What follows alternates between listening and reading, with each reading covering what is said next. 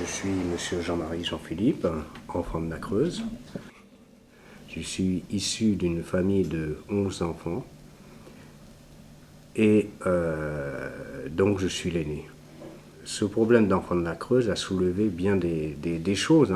L'État a fait du trafic d'enfants à l'époque, dans les années 60, avec les Réunionnais qui pensaient être des orphelins alors que nous n'étions pas des orphelins.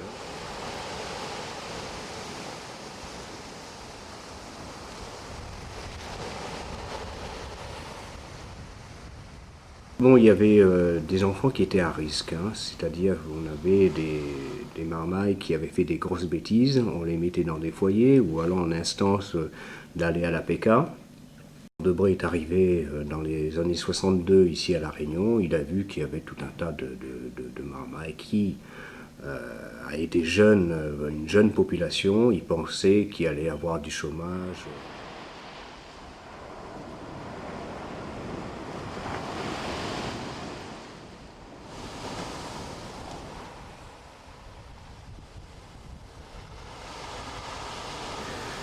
Bon, le père, il n'est pas là. Mais le soir, vous rentrez, vous avez la mère, vous avez tout ça. La mademoiselle Paillette en question qui arrive, et puis qui me prend dans la dodoche, et puis hop, qui monte sans rien dire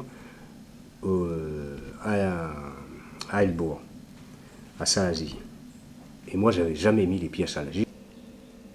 D'un seul coup, on vous prend, sans rien vous dire, on vous coupe de la famille, et...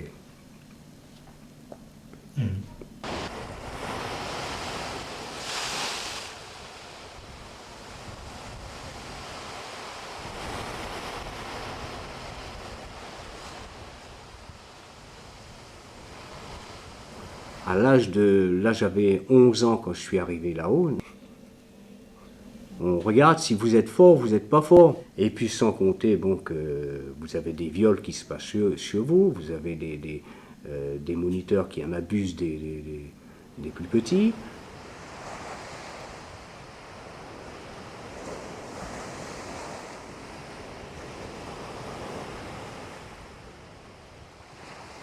Un milieu carcéral haute pour gamins de 10 à 11 ans, donc pour mineurs.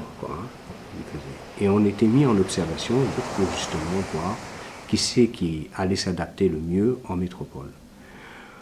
Quand on demandait aux moniteurs les parents, ils disaient « tes parents ne sont pas venus te voir, ils t'ont abandonné ». On a été mis là-bas pour justement, pour qu'on puisse nous déporter, moi j'appelle ça de la déportation, dans des endroits métropolitains qui avaient justement leur population qui s'appauvrissait puis qui s'en allait, quoi.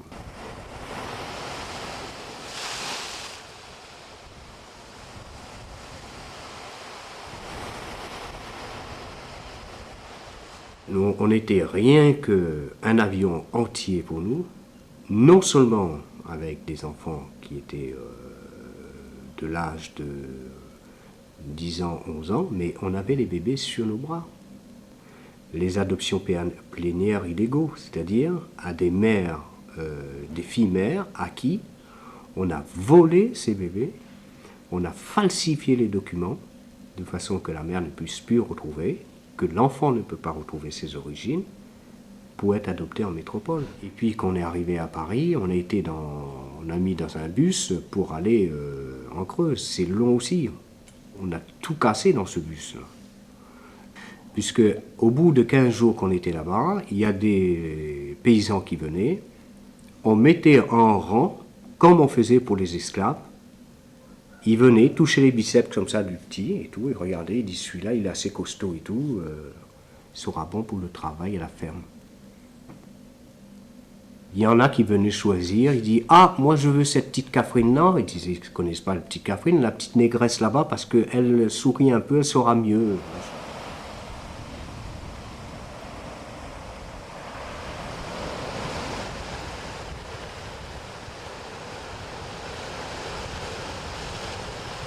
Boulangerie, moi j'étais mis dans une boulangerie à 4 h du matin, en train de mettre les cerises sur les gâteaux. Je me suis dit « Qu'est-ce que c'est ça ?» Je me suis sauvé. On m'a mis au Châtelet chez Madame Bondira, justement. Et là, Madame Bandira, elle prenait des enfants comme nous parce que elle était payée par l'État et en même temps, elle avait besoin de nous parce qu'elle avait 2 jumeaux qui étaient sourds et muets. Et qui c'est qui s'occupait des jumeaux? C'est moi. Qui c'est qui faisait la soupe? C'est moi. Qui c'est qui faisait les lits? C'est moi. J'étais bonne de ménage à l'âge de 11 ans.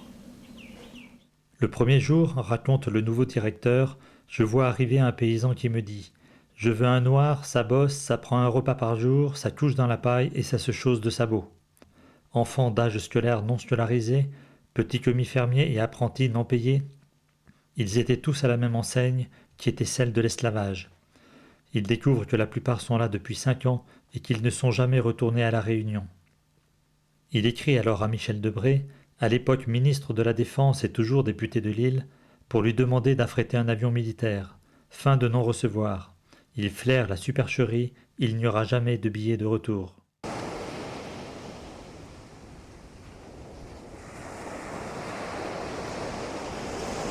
On nous a pris aussi pour repeupler des endroits désertiques, c'est-à-dire on était potentiellement géniteurs pour repeupler la Creuse. Bon, à l'époque, on ne pouvait pas dire qu'on est dans l'esclavage totalement, mais moi je trouve, avec le recul, c'est une forme d'esclavage et qu'ils ont fait un trafic d'enfants à l'époque. Moi j'appelle ça du trafic. Quand il y a eu déportation, les Allemands qui déportaient les Juifs et tout. Déplacement d'une population pour raison politique. Il semblerait aussi qu'il y ait des confusions dans le genre de placement fait par l'aérium. Les enfants sont en effet confiés à des familles sans que leur statut soit nettement défini, et qu'on sache bien s'il s'agit d'un placement familial, d'un placement en vue d'adoption, ou d'un placement à titre bénévole et gratuit, qui, semble-t-il, est en vigueur dans ce département de La Réunion.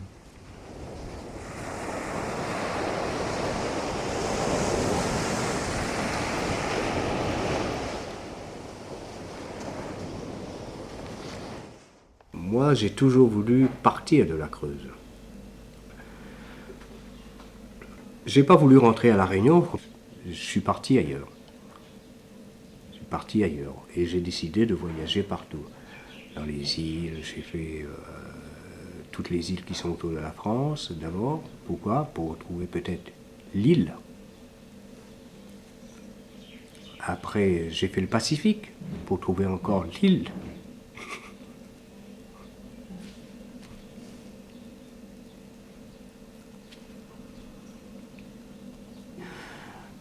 Moi, c'est par hasard que je suis revenu à La Réunion. C'est vraiment un hasard. Il y a mon père qui va chercher un état civil à la Plaine des Capes et il voit que je suis marié. Et c'est là qu'il fait des recherches. C'est comme ça que j'ai pu reprendre contact avec la famille et revenir à La Réunion. Sinon, jamais je serais mis les pieds ici à La Réunion, quoi.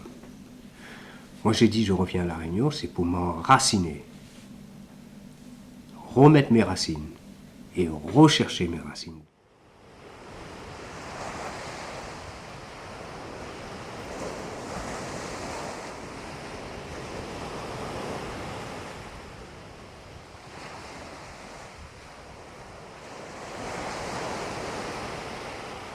Officiellement, sur le rapport de l'IGAS qui a été fait par l'État en l'an 2000, ils disent qu'ils ont prélevé 1600 enfants.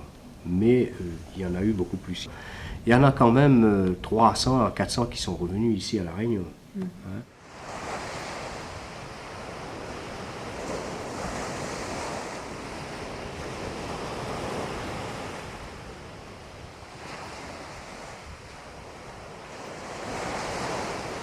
Quand je suis revenu, j'avais 34 ans.